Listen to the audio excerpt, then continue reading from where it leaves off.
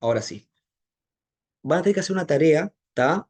La tarea va a tener dos partes, ¿está? Que va a tener que ser máximo en dos carillas, así que tienen que distribuir las dos partes en las dos carillas, ¿está? Como máximo, ¿está? Eh, la primera parte es literalmente un resumen del texto ese, ¿está? Fundamentalmente, y presten atención a lo que estoy diciendo, fundamentalmente a los cuatro puntos centrales del texto. Ahí el texto ustedes van a ver, está justo entrando alguien más. Stephanie, esperen un segundito, si ya entró. Ahí va. Les decía, Luises, la tarea es, la primera parte, son dos páginas, un resumen del texto, fundamentalmente de los cuatro puntos que están, o sea, los cuatro puntos centrales, espera, voy a ponerle a Stephanie, le voy a poner en mute, ahí va. Los cuatro puntos centrales que trata el texto. El texto que están ahí, que está subido al campus, que les puse eso de los consejos para escribir bien, es un texto que principalmente desarrolla cuatro puntos que son como cuatro errores típicos que tienen los estudiantes a la hora de escribir. Y la autora, que es una psicóloga argentina, eh, presenta consejos para mejorar eso y trata eso. La idea es que usted va a tener que hacer una especie de resumen de ese texto, ¿tá? Principalmente de esos cuatro puntos, porque son cuatro errores típicos que ella plantea en el texto, fundamentalmente esos cuatro puntos, y luego la otra parte de la tarea es simplemente una pregunta en la cual les pongo tipo la interrogante de, en base a lo que leyeron en el texto, cómo encararían ustedes su proyecto o su tesis, su trabajo de proyecto de este año. Es una tarea muy simple, como les digo, máximo dos carillas, es la primera parte un resumen, ¿tá? Del texto, principalmente los cuatro puntos, y la otra parte una pregunta que tienen que contestar a raíz del texto. Nada más, ¿tá? Con esa tarea, ustedes, la idea sería que hagan esa tarea y la suban a... Sigue entrando gente acá al aula, esperen un segundo. No voy a repetir todo de nuevo, pero con esa tarea, chiles, quedarían completas para este semestre las tareas que tenemos. Teníamos la de las normas APA y esa. Creo que no les voy a poner ninguna más, salvo que necesite ponerle alguna más a alguien que esté muy flojo, capaz que le puedo poner alguna tarea extra para que levante la nota, pero la idea es que con esas tareas estaríamos más o menos para este semestre. En el próximo semestre sí va a haber más tareas, o sea, porque vieron que si bien está dividido por semestres esto, la materia es casi un año, es casi una cosa anual, porque ustedes son los mismos, yo soy el mismo profesor. En el segundo semestre sí tenemos bastante más tareas porque vemos muchas técnicas de recolección de datos como entrevistas, encuestas, focus group. Entonces, hay varias tareas que requieren de ciertas cosas prácticas, que ustedes desarrollen una entrevista, que ustedes desarrollen una pauta de encuesta. Entonces, hay varias tareas que yo les voy a poner en el segundo semestre, pero este primer semestre, en realidad, como es más teórico, no conlleva tantas tareas domiciliarias para mí como, o sea, como podría ser el segundo semestre, que es más práctico. ¿Está?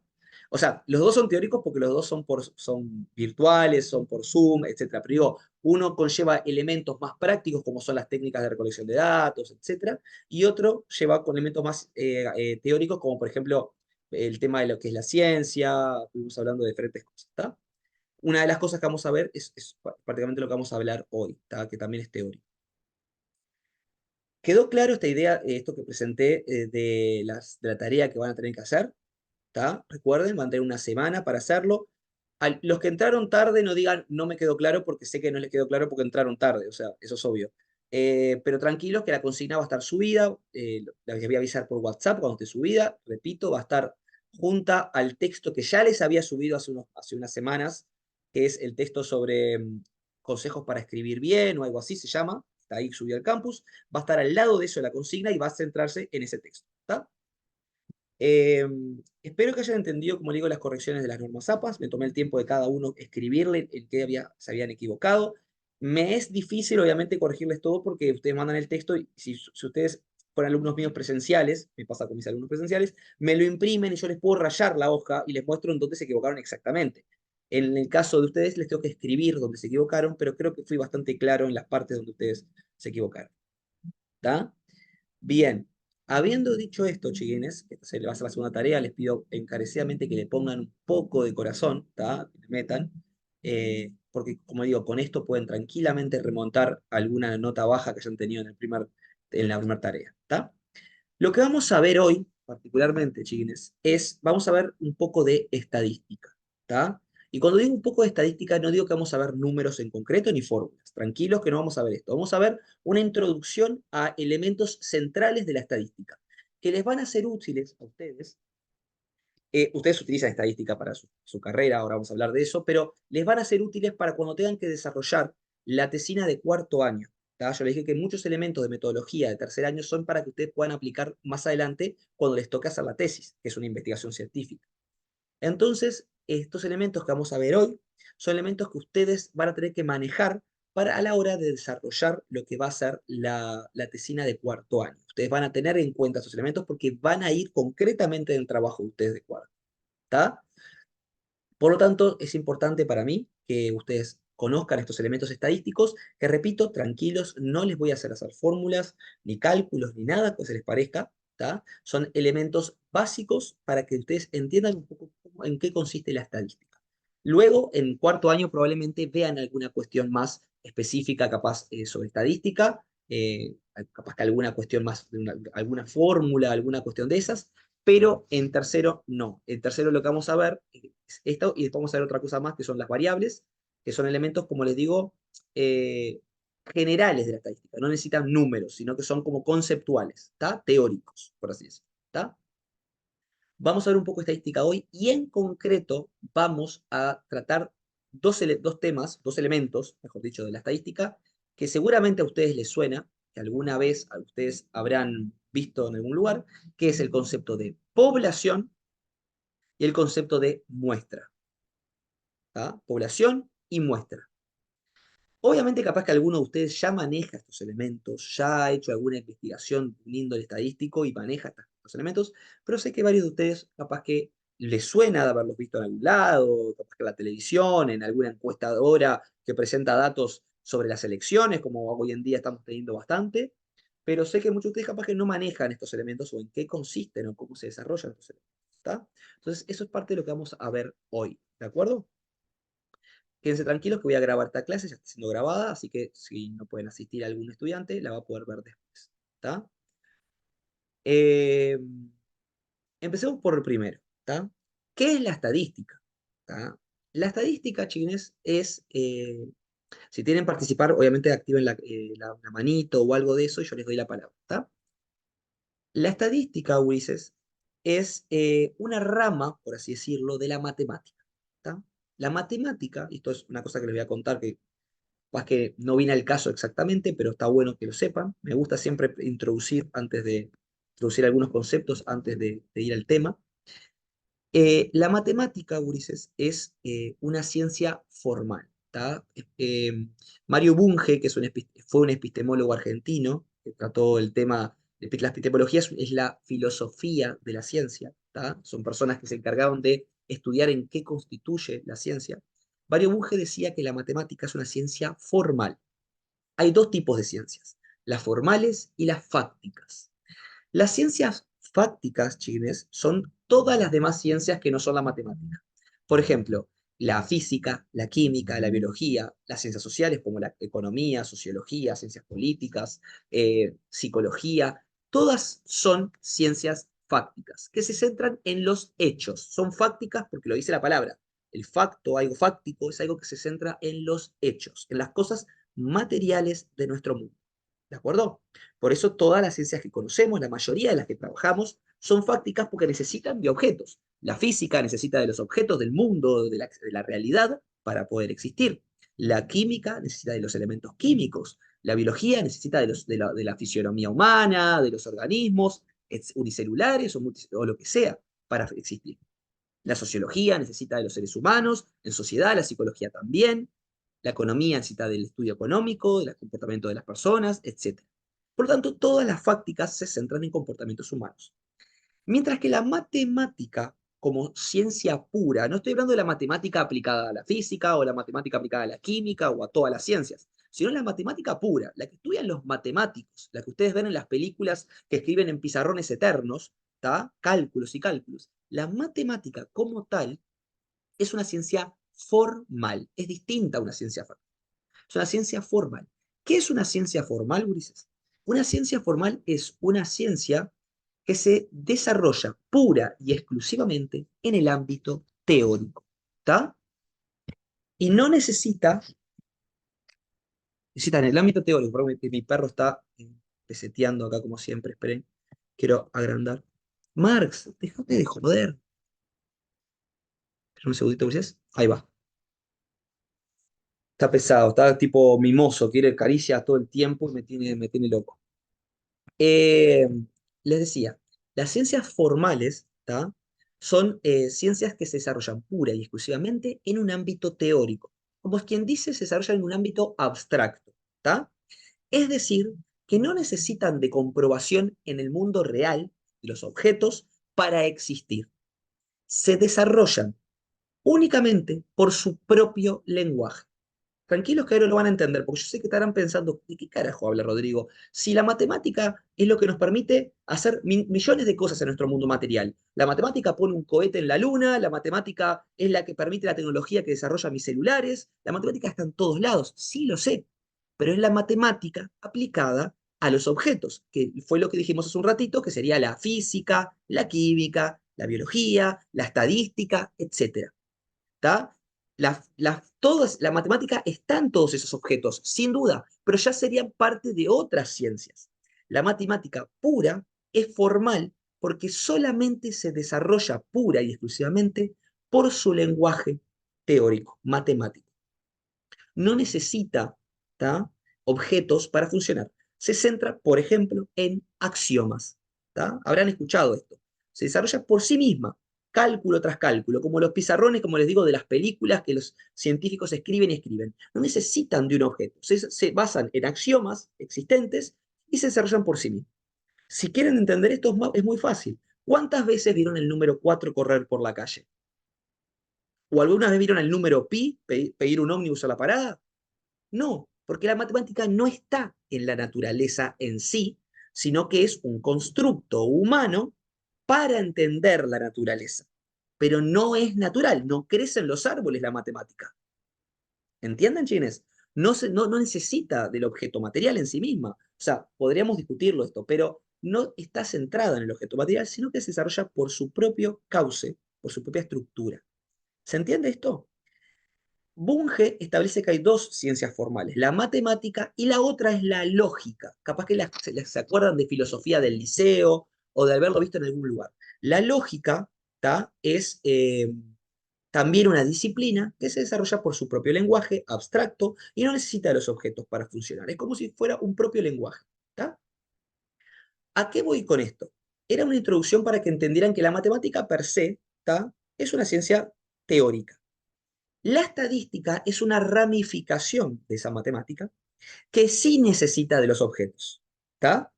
La estadística es una rama de la matemática muy utilizada para estudiar y entender el comportamiento de fenómenos y objetos en nuestro mundo.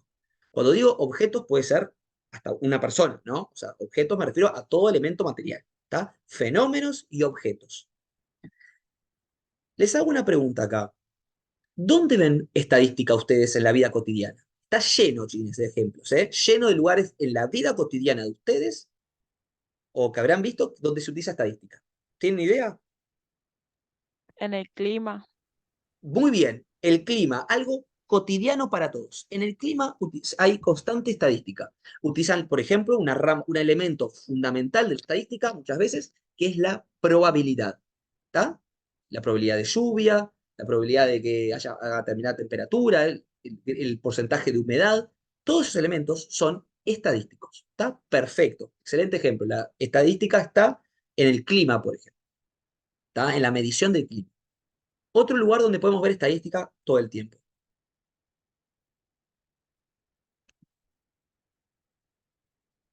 ¿A alguien se les ocurre? ¿Se le ocurre? Hay un lugar cotidiano donde vean estadísticas, datos numéricos, gráficas, tablas, información estadística. Chines, te tiro una pista, estamos en época de elecciones. De, de los deportes también. En los deportes, muy bien, excelente. En los deportes. Los deportes utilizan abundante estadística. Estadística de los goles, estadística de pases, hay estadísticas de, no sé, de campeonatos ganados por un equipo. Cuando comparan Messi con Cristiano Ronaldo, ¿qué lo hacen? A partir de muchas estadísticas. ¿Quién jugó mejor tal para el campeonato? ¿Cuántos goles hizo acá? ¿Está? De hecho, hay una cosa que se utiliza también Ah, perdón. Y en el deporte, muchas veces, por ejemplo, en el fútbol o en cualquier disciplina deportiva, compran jugadores muchas veces dependiendo de sus estadísticas. A veces ni siquiera los ven. Ven los promedios de asistencia, de efectividad de pase, etcétera, kilómetros recorridos, lo que sea, y a partir de eso hacen las compras. Contratan jugadores. Piensen, aparte que hay una cosa, hay un elemento estadístico que se utiliza mucho hoy en día, que es lo que se llama estadística georreferencial. La estadística georreferencial es cuando se sitúa ciertos datos estadísticos en una especie de mapa determinado. En el fútbol sería lo que se conoce como el mapa de calor, que te muestran, ¿se vieron alguna vez que le muestran la cancha de fútbol y te muestran en rojo, en matices de rojo, por dónde ha corrido más ese jugador o por dónde se ha trasladado más? Contra más rojo, más estuvo centrado en ese lugar. ¿Tá? Eso es estadística georreferencial. Se hace un estudio estadístico donde se sitúa en una especie de mapa físico. La estadística georreferencial, Ulises, y la estadística en general, ¿saben también dónde se ve muchísimo? En el Ministerio del Interior. ¿Tá? Todos los años, todos los semestres o los trimestres, etcétera, salen los resultados, las estadísticas del Ministerio del Interior. Es decir, hurtos, rapiñas, homicidios, violaciones, abigeatos, todas las cuestiones criminológicas son medidas de forma estadística y de esa manera se sabe si hubo más homicidios ahora que en el pasado, si hubo más crímenes ahora que en el pasado. Se puede llevar un conteo de los últimos años, más décadas, cuántos crímenes ha habido o si ha habido un incremento, un decrecimiento en determinados tipos de crímenes, etcétera. Y la estadística georreferencial, por ejemplo, se utiliza muchísimo por el Ministerio del Interior en la parte del mapeo de los crímenes. Hay un mapa de Montevideo, tiene un mapa, por ejemplo, de Montevideo, ¿no? O de Uruguay, dependiendo de dónde estén. Mapa de Montevideo, por ejemplo, y lo que hacen es marcar los puntos donde ocurren determinado tipo de crímenes en color rojo en el mapa. Y cuando hay una atomización muy grande de puntos rojos en un lugar, ¿a cómo se le conoce ese lugar? ¿Cómo se le Zona conoce? roja. Como zonas rojas, ¿tá? Porque ahí están ocurriendo un montón de crímenes. Entonces ellos lo tienen marcado en un mapa georreferencial y de repente dice que, por ejemplo, no sé, para traer a colación una noticia reciente, en Manga está habiendo muchos homicidios o está habiendo mucho crimen, lo que hace es atomizar la zona de Manga, ¿tá? Y obviamente eso no elimina el crimen, muchas veces se traslada a diferentes zonas. Si, no sé si se acuerdan, hace unos meses, al principio, no sé si, no, sí, el año pasado hubo como una cosa muy fuerte con el barrio Peñarol. En el barrio Peñarol salían todas las noticias todo el tiempo, que había homicidio tras homicidio tras homicidio, tras ajustes de cuenta, y bueno, ahora ya no hay tantas noticias de Peñarol porque parece que se atomizó la zona y se trasladó el crimen a otros lugares. ¿Está? Pero lo que hace eso es permitir que, por ejemplo, saber dónde poner cámaras de seguridad, dónde poner más policías, dónde poner más guardias, dónde poner. ¿Está? De esa manera se puede hacer, por ejemplo, un mejor seguimiento del crimen. ¿Está? El Ministerio del Interior utiliza muchísimas estadísticas georreferenciales. ¿De dónde nace la estadística georreferencial, Chines? Esta estadística localizada en un mapa, ¿tá? Nace, en realidad, no recuerdo ahora el nombre, disculpen, de la persona. Era era alrededor del siglo, creo que fue el siglo XIX.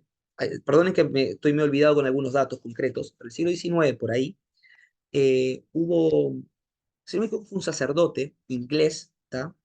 Que a raíz de un brote que hubo de cólera muy grande en Londres, se le ocurrió hacer una determinada cosa. Él agarró el mapa de Londres y empezó a marcar, como si fueran con puntos rojos, ¿viste? Con algo para pinchar o lo que sea. Empezó a marcar o con algo para pintar dónde ocurrían, dónde estaban las noticias de los contagios, de dónde estaban los casos que estaban ocurriendo de esta enfermedad.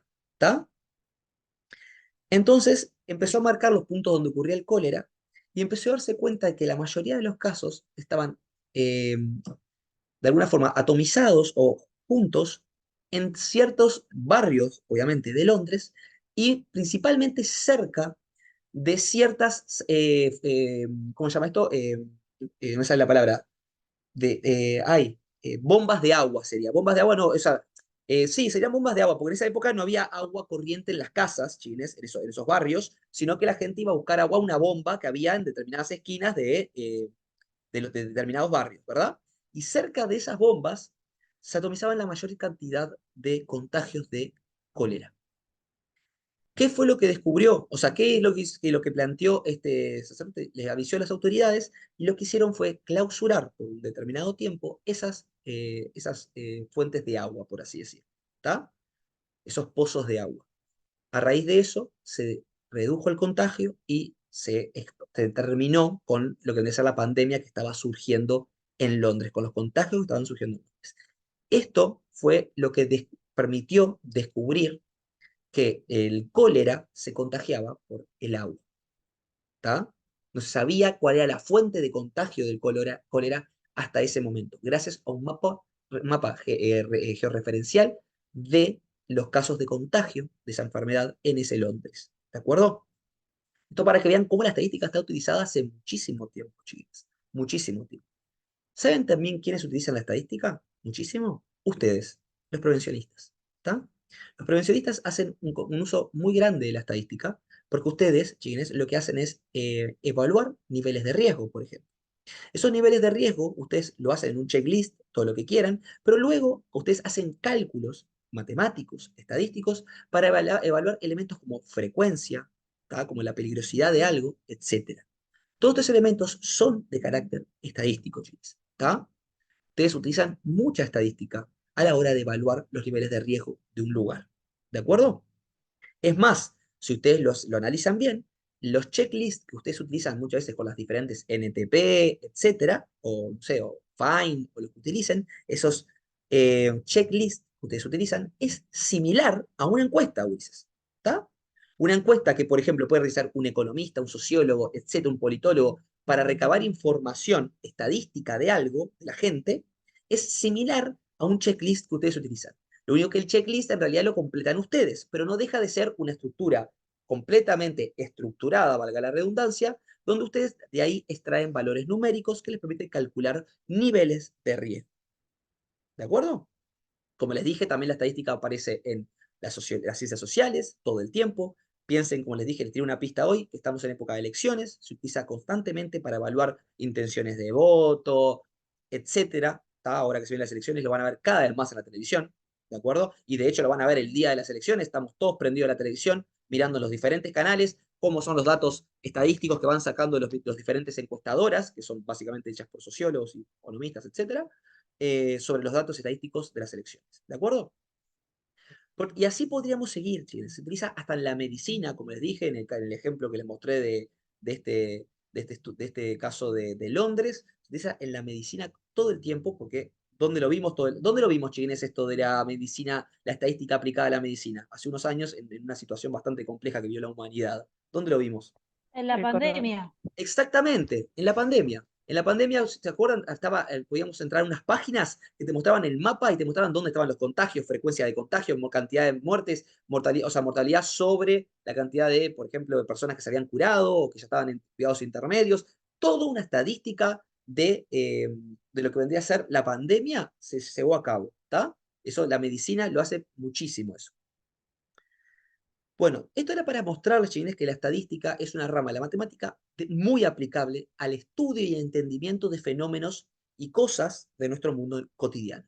Desde fenómenos, como le digo, como una pandemia, hasta simplemente saber el comportamiento de una persona, qué le gusta a una persona, porque lo usa, por ejemplo, el marketing también para saber qué quiere comprar la gente, como también lo usa un prevencionista para evaluar riesgos, como lo utiliza un dirigente de algún cuadro de fútbol para comprar un jugador de fútbol. Se utiliza para infinidad de elementos. ¿Está? Ahora bien, a la hora de entender la estadística, hay dos conceptos centrales que nosotros tenemos que manejar. ¿Está? A la hora de hacer un estudio estadístico. El primer elemento que tenemos que tener en cuenta es el elemento de lo que es la población. ¿Está? Faltan 6 minutos cuando se termine la clase, cuando se termine el tiempo, recuerden, después abro otro Zoom, pero te acuerdan que tenemos que esperar 9 minutos, porque no es instantáneo que Zoom me deja abrir, sino que tengo que esperar 9 minutos, yo les mando un mensaje al WhatsApp y ahí se vuelven a conectar. ¿De acuerdo? ¿Está? Sí, genial. Bien, les voy a compartir pantalla porque les quiero mostrar una cosita, que es justo lo que voy a hablar ahora. Creo que el médico que decías era Jon Snow, o algo Puede, así, ¿puede puede ser? ser, no recuerdo el nombre, sinceramente tendría que googlearlo después, me lo olvidé, y ahora ni me lo acuerdo, se lo leí hace mucho tiempo este ejemplo. Acá, les quería mostrar. Esperen un segundito. Voy a minimizar acá.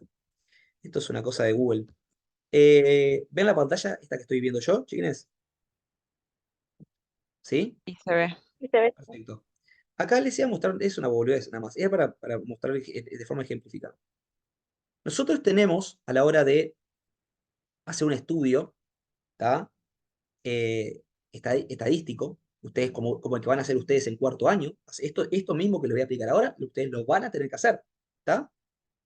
Ustedes tienen primero que nada, un universo que quieren estudiar, ¿tá? Habrán escuchado alguna vez la palabra universo de estudio, ¿no? Universo de investigación. Perdón, estoy haciendo cualquiera. ¿Qué es esto del universo de estudio? Nosotros cuando queremos hacer un estudio, ¿tá? De estadístico, nosotros tenemos que estudiar una realidad. En el caso de ustedes, que son prevencionistas y que van a hacer una tesis en cuarto año, ustedes tienen algo en común con los sociólogos y con las personas que estudian ciencias sociales, que es que ustedes van a estudiar, ¿tá? Particularmente a personas, chiles, personas que se comportan en grupo. Eso es una realidad. Una cosa que ustedes tienen que saber es que en las investigaciones de cuarto año ustedes ya no hacen las clásicas evaluaciones de riesgo. Está quedando muy bien esto, no sé por qué. Ahí va, ahora sí.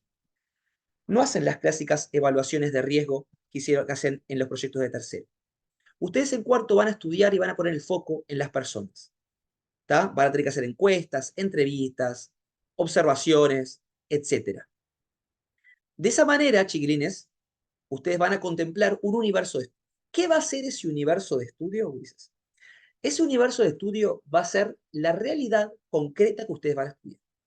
No es el universo real del universo del planeta, de la existencia, sino es la realidad en concreto que yo voy a estudiar.